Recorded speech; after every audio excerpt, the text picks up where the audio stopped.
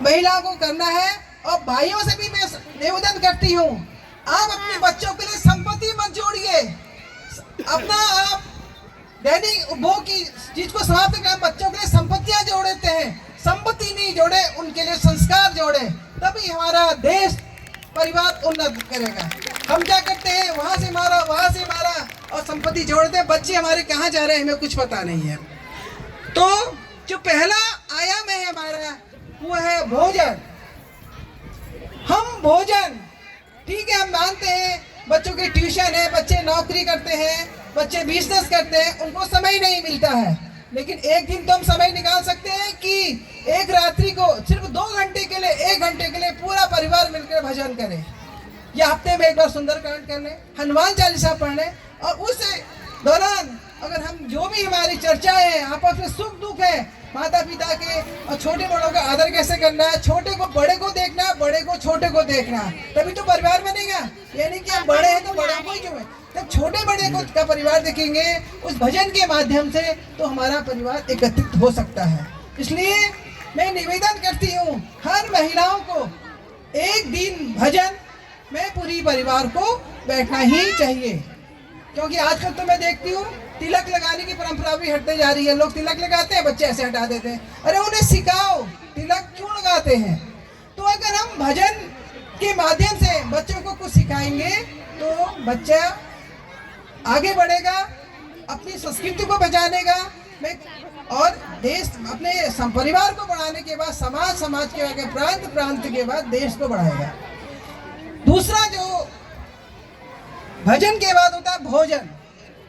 भोजन क्या होता है, भोजन भी हम विभिन्न प्रकार के करते हैं। फिर हम पाश्चात्य संस्कृति में आते हैं, क्या खा रहे हैं आपको पता ही है। अरे मोमो खाने से अच्छा तो तुम रोटी सब्जी खाओ, बीमारी तो नहीं होगी तुमको। हम मैगी खिलाते हैं बच्चों को, जल्दी सॉस के पैकेट दे देते हैं। अगर सॉस, आप लोग तो इतनी अच्छी जगह रहते हैं, सॉस घर में तो बना सकते हैं आप। अगर हमारा भोजन सात्विक होगा, तामसी नहीं होगा, तो हमारे उस गुण में जो सात्विकता आएगी, उसे ना हमारी रोग होगा, ना कोई भी रोग दोष नहीं होंगे। इसीलिए हमें जो भोजन करना है वो सात्विक करना है। ठीक है, डॉक्टर जो भी कहते हैं वेज नॉन वेज खाना है वो खाओ, लेकिन ऐसे नहीं कि बुरे कदर से खाओ। तो सबसे भजन के बाद हमको भोजन भी परिवार के साथ करना पड़ेगा, जहाँ भोजन एक साथ करेंगे। और प्राचीन पद्धति में तो हम लोग जमीन में बैठ कर पालती मार के भोजन करते थे। अभी भी हमारे कार्यक्रम में हम लोग जमीन में बैठ के ही भोजन करते हैं। और भोजन मंत्र भी बच्चों को जरूर आना चाहिए, और एक ग्लास गाय के लिए तो रखना ही चाहिए। ये दूसरा जो परिवार सिमटने का जो बताया आया वो है भोजन। जो तीसरा बताया मैंने, बताऊंगी वेशभूषा। वेशभूषा भी आजकल बिगड़ते जा रही है। और हमारे उत्तराखंड में तो चार लोग रहते हैं, 4 उपजातियाँ, जैसे कुमाऊँ हो गया, गढ़वाल हो गया, और भोटिया हो गया, भोटिया थारू हो गया, और जौनसारी, यानी कि 2 जनजातियाँ और 2 ऐसी जातियाँ। तो हमको अपने अपने हिसाब से वो पहनावा बताना चाहिए बच्चों को कि हमारा पहनावा क्या है।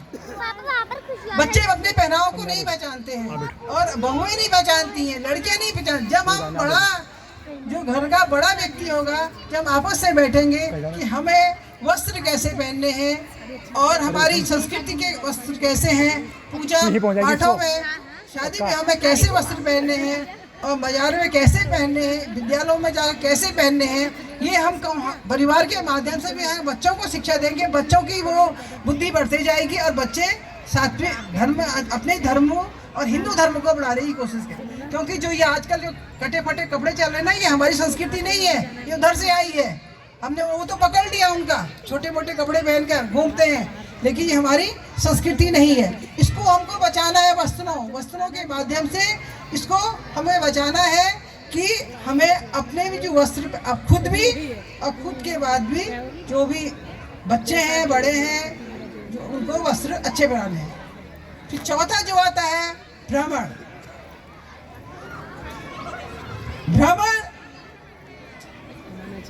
ये नहीं कि हम कहीं, आजकल तो क्या होगा, क्यों हो रहे इतने एक्सीडेंट, क्यों हो रहे इतनी आपदाएं क्यों आ रही हैं? प्राचीन काल में जो भी बड़े तीर्थ होते थे, चाहे केदारनाथ हो, चाहे चारों धाम हो, चाहे रामेश्वरम हो, कुछ भी हो, उसमें बड़े बुजुर्ग ही जाते थे, कहते थे कि अब हमारा अंतिम समय है, हमने अपने परिवार का पूरा कार्य कर लिया है, बच्चों को पढ़ा लिखा लिया है, बच्चों की शादी कर दी है, हमारी उम्र 60 से ऊपर हो गई है, हम अब संन्यास की ओर जा रहे हैं। संन्यास का मतलब ये नहीं होता कि हम झोला चिमटा पकड़ राम राम कहें, कि हमने यहाँ मंदिरों के दर्शन करने हैं, ब्राह्मणों के मंदिर और तीर्थों के दर्शन करने हैं। और माताएं पिताएं अभी अपने बच्चों को ले जाती हैं तो दूर न ले जाकर अपनी उत्तराखंड की जो प्रमुख नदी है, जो जिसको गंगा माता कहते हैं, उस गंगा माता के बारे में बताएं, कहाँ से उद्गम हुआ है। ये अगर हम बच्चों को अभी से जनरल नॉलेज देंगे तो बच्चा हमारा परिवार का व्यक्ति रहता है। और इसी माध्यम से हम बच्चों को बताएं कि हम माँ शब्द द्वारा ऐसा है कि हम माँ के गंगा माता कहते हैं, तुलसी माता कहते हैं, वेद माता कहते हैं, गायत्री माता कहते हैं ना। और फिर कहानी सुना चंदा मामा, उसको हमारी कहावत है ना, ये महिला तो सिखाती है बच्चों को, ये चंदा मामा है, ये बिल्ली मौसी है, ये हमारी कहावत है। इसके ये छोटी छोटी चीजें करके हम बताएंगे तो हमारे बच्चे निश्चय ही अपनी संस्कृति को न छोड़कर अपने परिवार बताएंगे। अगर उनकी दोस्ती संगति अगर अलग लोगों से बढ़ भी जाती है, विधर्मियों से, तो भी उनको जो अच्छा होगा वो कहेगा नहीं हमारे घर की संस्कृति ये है, तो वो उनके चंगुल में नहीं फंसेगा। उसके बाद है भाषा। भाषा उत्तराखंड की, पूरे विश्व की या पूरे भारतवर्ष की भाषाएं अलग अलग है। कहीं मराठी है, कहीं बंगाली है, कहीं तेलुगु है, कहीं कंकड़ है, कन्नड़ है, कहीं असमिया है, कहीं मराठी है। हमारे उत्तराखंड की भाषा क्या है? उत्तराखंडी, जिसको हम पहाड़ी कहते हैं, लेकिन हम शर्माते हैं उसको बोलने के लिए। अगर आप दक्षिण में जाओगे तब पता चलेगा कि अपने वहाँ की भाषा हमें अवश्य बोलनी चाहिए। हम लोग अंग्रेजी तो फटाफट बोल लेते हैं लेकिन अपनी भाषा नहीं बोलते हैं। इसलिए हर माताओं को मैं निवेदन करती हूँ कि वो अपनी जो भी भाषा है, हमारी गढ़वाली है, कुमाऊनी है, जौनसारी है, भोटिया जो भी है, थारू है, वो भाषाओं को बच्चों को कुछ शब्द तो सिखाए ताकि वो पहचान जाए कि हमारी संस्कृति में हमारी भाषा का क्या महत्व है। ये हो गई हमारी भाषा।